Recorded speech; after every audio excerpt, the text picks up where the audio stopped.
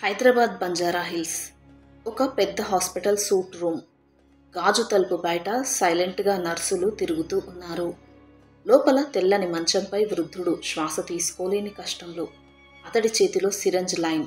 ముఖం మసకబారిపోయింది. ఆ మంచం పక్కన నిలబడి ఉన్నాడు ఆదిత్యారెడ్డి. 30 ఏళ్ల వయసులోనే పెద్ద వ్యాపారవేత్త. కానీ ఇప్పుడు అతడి ముఖం మీద కేవలం నిరాశ, బాధ మాత్రమే ఉన్నాయి. తండ్రి వణికే చేతులతో కొడుకు చేయి పట్టుకున్నాడు. ఆదిత్య, నాకొక చివరి కోరిక ఉంది అన్నాడు. అప్పుడు ఆదిత్య అన్నాడు, నాన్న, మీరు అలా అనవద్దు, మీరు బాగుపడతారు అని. అప్పుడు ఆ తండ్రి తల అడ్డంగా ఊపాడు. ఆ తండ్రి కళ్ళల్లో నీళ్లు మెరుస్తున్నాయి. లేదు బాబు, నాకు సమయం ఎక్కువగా లేదు. నిన్ను ఎన్నోసార్లు పెళ్లి చేసుకోమన్నాను, కానీ నువ్వు వినలేదు. నిన్ను పెళ్లి చేసిన వాడిగా చూడాలనుకుంటున్నాను. కాబట్టి ఈ 7 రోజుల్లో నువ్వు పెళ్లి చేసుకో. ఒకవేళ అలా చేసుకోకపోతే నా ఆస్తి అంతా అనాథాశ్రమానికి బదిలీ చేస్తాను అన్నాడు. ఆదిత్య గుండె దడపట్టింది. 7 రోజుల్లో పెళ్ళా? అది అసాధ్యం. కానీ తండ్రి కళ్ళల్లో ఉన్న కోరికను చూసి అతనికి వద్దు అనడం రాలేదు. నిశ్శబ్దంగా తల వంచి సరే అన్నాడు. సరే నాన్న, మీ కోరిక తప్పక తీరుస్తాను అని. అంతే. ఆ మాటతోనే తన జీవితంలో అల్లకల్లోలం మొదలైంది. ఆ రాత్రి ఇంటికి వెళ్ళాక ఆదిత్య తన పాత కాబోయే భార్య నిఖితా మల్హోత్రా గురించి ఆలోచించాడు. కళాశాల రోజుల నుండి ఇద్దరూ కలిసి ఉండాలని ఎన్నో కలలు కంటూ ఉన్నారు. దాంతో వెంటనే ఫోన్ చేసి జరిగిన విషయాన్ని వివరించాడు. అప్పుడు ఆమె కొద్దిసేపు మౌనంగా విన్నది. తర్వాత చెప్పింది, ఆదిత్య, నేను ఇప్పుడే పెళ్లి చేసుకోవడానికి సిద్ధంగా లేను. 2 రోజుల తర్వాత నాకు కాన్ఫరెన్స్ ఉంది. నీ తండ్రి కోరిక అని నేను అర్థం చేసుకుంటాను, కానీ ఇంత త్వరగా నేను అస్సలు రాలేను అంది. ఆదిత్య ఎంతో వేడుకున్నాడు. నిఖిత, కేవలం సింపుల్ మ్యారేజ్. తర్వాత మనం అన్నీ సర్దుదాం. నాన్నను సంతోషపరచడం కోసం మాత్రమే అన్నాడు. అప్పుడు నిఖిత చిరాకుతో, నీ తండ్రి కోరిక కోసం నా జీవితాన్ని ఇలా తీసి పారేయలేను. నేను పెళ్లికి అస్సలు సిద్ధంగా లేను అని చెప్పి వెంటనే తను ఫోన్ పెట్టేసింది. ఆదిత్య చెవులు మోత మోగాయి. ఒకవైపు తండ్రి ప్రాణం చివరి కోరిక, మరోవైపు తన ప్రియురాలు అతడిని వదిలేయడం. అతడు కుర్చీలో కూర్చొని తలను చేతిలో పెట్టుకున్నాడు. కిటికీ బయట హుస్సేన్ సాగర్ నీళ్లపై చంద్రకాంతి ప్రతిబింబం. కానీ అతడి గుండెల్లో మాత్రం కేవలం చీకటి. తర్వాతి ఉదయం ఆదిత్య తన స్నేహితుడు కార్తిక్ దగ్గర కూకట్పల్లి లాయర్ ఆఫీస్కి వెళ్ళాడు. ఆఫీస్ గోడల మీద కేస్ ఫైల్స్, లా బుక్స్, కిటికీ బయట మెట్రో రైల్ శబ్దం. కార్తిక్ అతడి మాటలు విని షాక్ అయ్యాడు. ఏమిట్రా ఆదిత్య, 7 రోజుల్లో పెళ్లి చేయాలా? అది ఎలా సాధ్యంరా? అప్పుడు ఆదిత్య అలసటతో, నాన్నకి సమయం చాలా తక్కువ కార్తిక్. ఆయన చివరి కోరిక ఇది. నేను ఎలా అయినా తీరుస్తాను. కానీ నిఖిత అంగీకరించడం లేదు. ఇంకేమీ మార్గం కనిపించడం లేదు అన్నాడు. కొద్దిసేపు ఆలోచించిన కార్తిక్ ఫైల్ ఒకటి తీసి, ఒక ఆప్షన్ ఉంది. Contract marriage. లీగల్గా రిజిస్టర్ అవుతుంది. నీ తండ్రి కూడా సంతోషిస్తాడు. 7 రోజుల తర్వాత విడిపోవచ్చును. ఇరువురికి ఎటువంటి సమస్య ఉండదు అన్నాడు. ఆదిత్య కాసేపు ఆలోచించాడు. అతడి మనసులో ఎన్నో గాయాలు, కానీ తండ్రి ముఖం మాత్రం గుర్తుకు వచ్చింది. సరే, అదే చేద్దాం. అంతే. సాయంత్రం కార్తిక్ తోడుగా ఆదిత్య కూకట్పల్లి ఏజెన్సీకి వెళ్ళాడు. ఆ ఏజెన్సీ లోపల చిన్న హాల్. గోడలపై రంగులు మసకబారిపోయాయి. కుర్చీలపై కొంతమంది అమ్మాయిలు. ఒక్కొక్కరికి ఒక్కో బాధ, ఒక్కో అవసరం.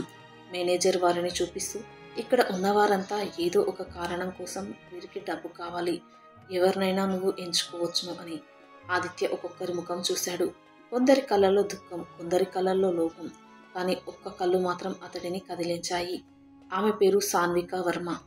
సాధారణ చీర, మామూలు జుట్టు, కానీ కళ్ళల్లో మాత్రం ఓ అద్భుతమైన ధైర్యం. మేనేజర్ వివరించాడు. ఈమె మంచి అమ్మాయి. తల్లి తీవ్ర అనారోగ్యంతో ఉంది. ఆసుపత్రి ఖర్చుల కోసం డబ్బు కావాలి. పెద్దగా మాట్లాడదు, కానీ చాలా నిజాయితీగా ఉంటుంది అని. ఆదిత్య కాసేపు ఆమెను గమనించాడు. ఆ కళ్ళల్లో లోకానికి దాచిన నొప్పి, కానీ బయట చూపుతున్న సాహసం అతడిని ఆకట్టుకుంది. ఈమె సరిపోతుంది అని మృదువుగా అన్నాడు. దాంతో కొన్ని రోజుల్లోనే పెళ్లి ఏర్పాట్లు కూడా పూర్తయ్యాయి. అది ఎలాంటి ఆర్భాటం లేకుండా, కేవలం లీగల్ ఫార్మాలిటీ. చార్మినార్ దగ్గర రిజిస్ట్రార్ ఆఫీస్లో ఇద్దరు కూర్చున్నారు. పేపర్ మీద సంతకాలు, సాక్షుల సంతకాలు, ఒక ఫోటో, అంతే. బయట లాడ్ బజార్లో బంగారు బ్యాంగిల్స్ మెరిసిపోతున్న లోపల ఈ పెళ్లి మాత్రం కాగితం మీద మాత్రమే. ఆ రాత్రి హాస్పిటల్ గదిలోకి ఆదిత్య సాన్వికను తీసుకువెళ్ళాడు. ఆ వృద్ధుడి కళ్ళల్లో ఆనంద బాష్పాలు. నువ్వు మాట నిలబెట్టుకున్నావు బాబు, ఇప్పుడు నేను ప్రశాంతంగా చనిపోవచ్చును అని. కొన్ని రోజుల్లోనే ఆయన కన్నుమూశారు. ఆ గది మొత్తం నిశ్శబ్దంగా మారింది. అక్కడ నిలబడి ఉన్న ఆదిత్య గుండెల్లో ఖాళీ. కానీ పక్కన నిశ్శబ్దంగా నిలబడి ఉన్న సాన్విక అతనికి తెలియని ఓదార్పు ఇచ్చింది. తండ్రి అంత్యక్రియల తర్వాత బంజారాహిల్స్లోని ఆ పెద్ద ఇల్లు ఖాళీగా మారింది. అక్కడ ప్రతి గోడ, ప్రతి ఫోటో, ప్రతి మూలలో తండ్రి జ్ఞాపకం. రాత్రివేళ హాలులో ఒంటరిగా కూర్చున్న ఆదిత్యకి నిశ్శబ్దం తట్టుకోలేని భారంగా మారింది. ఒక రాత్రి అతడు కారు తీసుకుని బయటకు వెళ్ళాడు. కారు ఆగింది హుస్సేన్ సాగర్ వద్ద. చంద్రుడు ఆకాశంలో వెలిగిపోతున్నాడు. నీళ్ల మీద వెండి కాంతి పరుచుకుంది. గాలి తాకితే సరస్సు అలలు తాకుతూ ఒక స్వరంలా వినిపించాయి.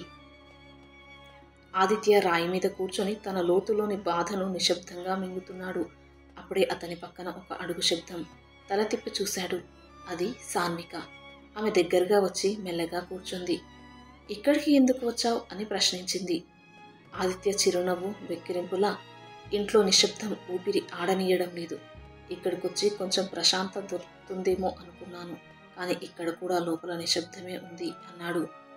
సాన్విక అతన్ని కొద్దిసేపు నిశ్శబ్దంగా చూసింది. నీ నాన్న కోరికను నువ్వు తీర్చావు. ఆయన గర్వంగా వెళ్ళారు, ఎంతో సంతోషంగా. కానీ ఇప్పుడు నీకు నిజంగా ఏమీ కావాలి ఆదిత్య అని. ఆ మాట అతడి గుండెను తాకింది. ఆదిత్య కళ్ళలో నీళ్లు మెరిశాయి. నాకేం కావాలో నాకు కూడా తెలియడం లేదు, కానీ నువ్వు దగ్గరగా ఉంటే ఈ గుండెకు ఒక ప్రశాంతత వస్తుంది అన్నాడు. సాన్విక మృదువుగా తల వంచింది. ఆమె ముఖంలో నిశ్శబ్దమైన అనుభూతి. ఒక్క క్షణం ఇద్దరి మధ్య నిశ్శబ్దం. కానీ ఆ నిశ్శబ్దంలోనే కొత్త బంధం మొదలవుతోంది. అంతలో కొన్ని రోజులకు నిఖితా మల్హోత్రా మళ్ళీ ఆదిత్యను కలిసింది. బంజారాహిల్స్లోని ఒక కాఫీ షాప్లో. ఆమె ఖరీదైన డ్రెస్, ముఖంలో నమ్మకంతో కూర్చుంది. ఆదిత్య, నేను కాన్ఫరెన్స్ పూర్తి చేసుకున్నాను. ఇప్పుడు మనం మళ్ళీ మన ప్రేమ ప్రయాణాన్ని మొదలు పెట్టొచ్చు అని. ఆదిత్య ఆమెను నిశ్శబ్దంగా చూశాడు. నిఖిత, నేను నీ కోసం వేచి ఉన్నాను, కానీ ఆ 7 రోజులు నా జీవితాన్ని మార్చేశాయి. ఇప్పుడు నా మనసు మారిపోయింది అన్నాడు. నిఖిత ఆశ్చర్యంతో, ఏమిటి, ఆ కాంట్రాక్ట్ వైఫేనా కారణం అని. ఆదిత్య కళ్ళలో ఒక సత్యం మెరిసింది. అవును, ఆమెతో గడిపిన ప్రతి క్షణం నాకు కొత్తగా అనిపించింది. నీతో గడిపిన ఏళ్ల కంటే ఎక్కువగా ఆమెతోని కొన్ని రోజులే నాకు జీవితం నేర్పించాయి అన్నాడు. నిఖిత కోపంతో లేచి వెళ్ళిపోయింది. కాఫీ షాప్ గోడలపై మిగిలిపోయింది కేవలం ఆఖరి మాటల ప్రతిధ్వని. ఆ రాత్రి ఇంట్లో సాన్విక కిటికీ దగ్గర నిలబడి చంద్రుడి వైపు చూస్తుంది. ఆదిత్య లోపలికి వచ్చి మెల్లగా దగ్గరకు వచ్చాడు. సాన్విక, నువ్వు ఎప్పుడైనా అనుకున్నావా మన ఇద్దరం నిజంగా భార్యాభర్తలమని అని. సాన్విక ఒక్క క్షణం నిశ్శబ్దంగా నిలబడి తర్వాత చిరునవ్వు చిందించింది. కొన్ని బంధాలు కాగితాల మీద మొదలవుతాయి ఆదిత్య, కానీ హృదయాల్లో నిలిచిపోతాయి అని. ఆ మాటలతో అతని గుండె లోపల మొదటిసారి ఒక కొత్త వెలుగు పుట్టింది. రోజులు గడుస్తున్నాయి. ఆదిత్య మరియు సాన్విక మధ్య ఉన్న ఒప్పందపు గీతలు క్రమక్రమంగా మసకబారుతూ ఉన్నాయి.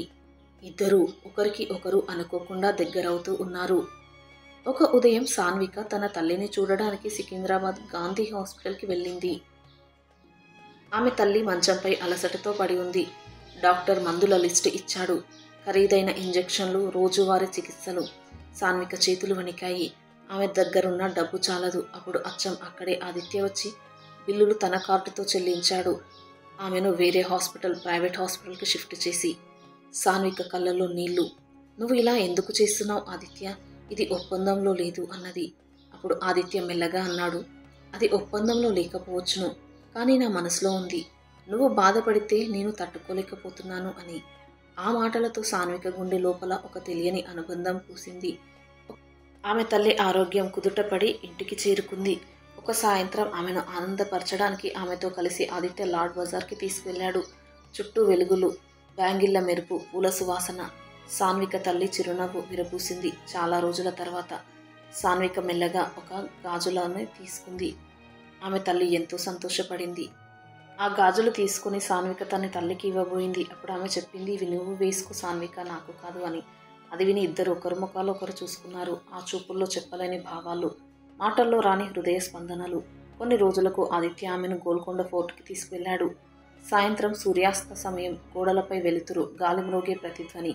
ఆదిత్య నిశ్శబ్దంగా అన్నాడు, నాన్న లేకుండా నేను ఖాళీగా ఉండలేను. కానీ నువ్వు నా పక్కన నిలబడి ఆ ఖాళీని నింపావు సాన్విక. నీకోసం నేను ఏం చేయాలో కూడా నాకు తెలియడం లేదు అని. సాన్విక కళ్ళల్లో కన్నీళ్లు కదిలాయి. నాకు ఏం కావాలి ఆదిత్య? నువ్వు ఇలా నా పక్కన ఉండడం తప్ప. అలా ఉంటే అదే చాలు అని. ఆ రాత్రి ఇద్దరు కోట గోడలపై కూర్చొని చంద్రుడిని చూశారు. నిశ్శబ్దం. కానీ ఆ నిశ్శబ్దంలోనే ప్రేమ మొలకెత్తింది. ఆదిత్య సాన్విక మధ్య బంధం రోజు రోజుకి బలపడుతోంది. కానీ అదే సమయంలో ఒక కొత్త తుఫాను దగ్గర పడుతోంది. ఒక సాయంత్రం ఆదిత్య ఆఫీస్కి నిఖిత అప్రత్యక్షంగా వచ్చింది. ఆమె ఖరీదైన శారీ, కళ్ళల్లో పశ్చాత్తాపం, కానీ మాటల్లో మాత్రం ఆత్మవిశ్వాసం. ఆదిత్య, నేను తప్పు చేశాను. నీ జీవితంలో మళ్ళీ రావాలని ఉంది. సాన్విక నీకు సరిపడదని నీకు కూడా తెలుసు. ఆదిత్య నిశ్శబ్దంగా కూర్చున్నాడు. అతడి గుండె లోపల యుద్ధం. ఒకవైపు గతం, మరోవైపు వర్తమానం. సాన్విక ఈ విషయం తెలిసి బాధపడింది. ఆ రాత్రి ఇంట్లో ఇద్దరి మధ్య గొడవ మొదలైంది. సాన్విక అన్నది, నువ్వు ఇంకా నిఖిత గురించే ఆలోచిస్తున్నావా? మన మధ్య ఉన్న బంధం నీకు కేవలం ఒప్పందం మాత్రమేనా అని. ఆదిత్య కోపంతో, అవును, మొదట అది ఒప్పందమే. కానీ నువ్వు ఇలా ప్రశ్నలు వేస్తూ విసిగిస్తే నాకు ఇంకా కోపం వస్తుంది సాన్విక అన్నాడు. ఆ మాటలు కత్తిలా గుండెల్లో దెబ్బతీశాయి సాన్వికకు. సాన్విక మౌనంగా ఉంది. ఆమె గదిలోకి వెళ్ళి తలుపు వేసుకుంది. అదే రాత్రి ఫోన్ కాల్ వచ్చింది.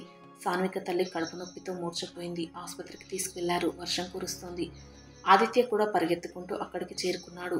కానీ సాన్విక అతనిపై కోపంగా, ఇప్పుడిక్కడ నటించాల్సిన అవసరం ఏం లేదు ఆదిత్య. నాకు అవసరం ఉన్నప్పుడు నువ్వు నా పక్కన లేవు అని. ఆ మాటలు విని ఆదిత్య కళ్ళలో నీళ్లు నిలిచాయి.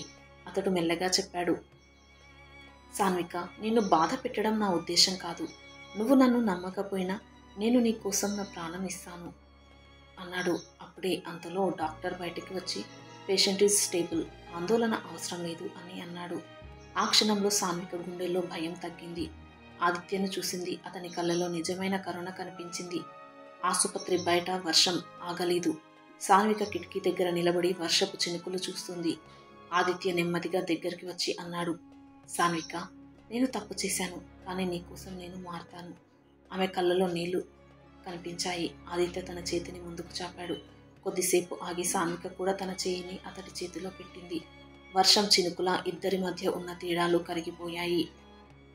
ఆదిత్య సాన్విక బంధం బలపడుతూ ఉండడాన్ని చూసి నిఖిత కోపంతో మండిపోయింది. ఆమె తన తండ్రి వ్యాపార సంబంధాలను వాడుకొని ఆదిత్య కంపెనీ ప్రాజెక్టులపై ఆటంకాలను సృష్టించింది. బ్యాంకులు ఫండింగ్ నిలిపివేశాయి.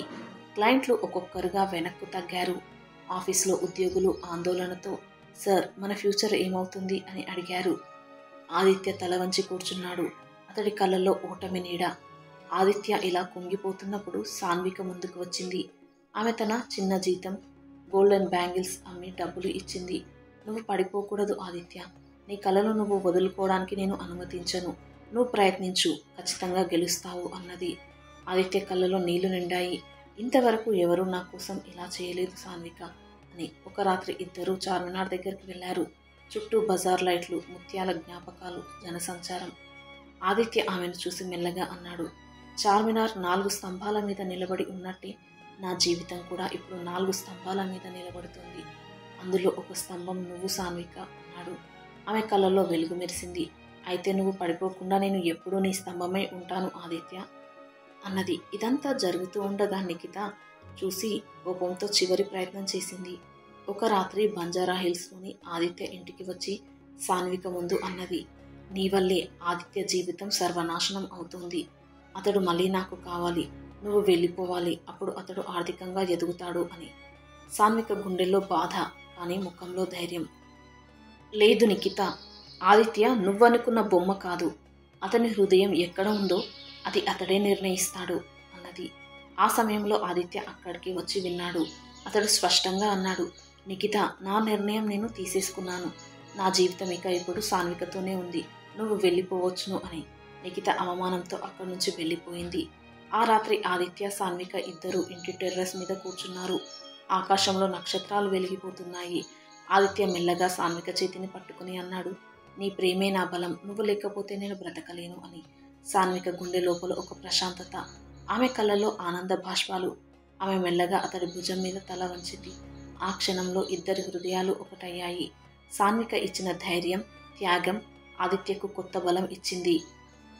కొన్ని నెలల్లోనే అతను తన ప్రాజెక్టుని తిరిగి నిలబెట్టాడు. హైటెక్ సిటీలో పెద్ద మీటింగ్లో కొత్త ఇన్వెస్టర్లు అతడికి మద్దతును ఇచ్చారు. ఆ రోజు స్టేజ్ మీద నిలబడి ఆదిత్య మెల్లగా అన్నాడు, ఈ విజయానికి నిజమైన కారణం నా పక్కన నిలబడ్డ ఒక్కరే. ఆమె లేకుంటే నేను ఈ పరిస్థితుల్లో ఇక్కడ ఉండేవాడిని కాదు అని. అన్న వెంటనే అందరి కళ్ళు సాన్విక వైపు తిరిగాయి. ఆమె ముఖం ఎర్రబడింది, కానీ కళ్ళల్లో గర్వం మెరిసింది. ఇక ఆమె తల్లి ఆరోగ్యం కూడా మెరుగుపడింది. ఒకరోజు ఆసుపత్రి నుండి బయటికి వచ్చి వారిరువురి దగ్గర కూర్చొని నెమ్మదిగా అన్నది, మీరు ఇరువురి బంధం నిజంగా దేవుడు కలిపింది. నేను ఇక ప్రశాంతంగా ఉంటున్నాను అని అన్నది. సాన్విక ఆ తల్లి మాటలు విన్నాక ఆదిత్య, సాన్విక ఒకరినొకరు చూసుకుని చిరునవ్వు చిందించారు. కొన్ని రోజుల తర్వాత ఆదిత్య, సాన్విక కలిసి చార్మినార్ దగ్గర నిలబడ్డారు. మళ్ళీ చుట్టూ రాత్రి వెలుగులు, పూల వాసన, బజార్ సందడి. ఆదిత్య ఆమె ముందు నిలబడి మెల్లగా అన్నాడు, మన మొదటి కలయిక ఒక ఒప్పందం వల్లే కావచ్చు, కానీ నువ్వు నాకు ఇచ్చిన ప్రేమ, ధైర్యం, త్యాగం వల్ల ఈరోజు నా జీవితం అంతా నీకే అంకితం చేస్తున్నాను అని. అతడు తన జేబులో నుంచి ఒక చిన్న ముత్యాల ఉంగరం తీసి సాన్విక చేతికి పెట్టాడు. సాన్విక కళ్ళల్లో ఆనంద బాష్పాలు. ఆమె గుండె నుండి ఒక్క మాట వచ్చింది, ఆదిత్య, నా జీవితం అంతా నువ్వే అని. చార్మినార్ గోడల మధ్య రాత్రి చంద్ర కాంతిలో ఇద్దరు ఒకరినొకరు ఆలింగనం చేసుకున్నారు. చుట్టూ ఉన్న జనసంచారం, వెలుగులో, బజార్ సందడి అందరూ మాయమై వారి హృదయాల్లో మాత్రం ఒకటే స్వరం, ప్రేమ గెలిచింది అని.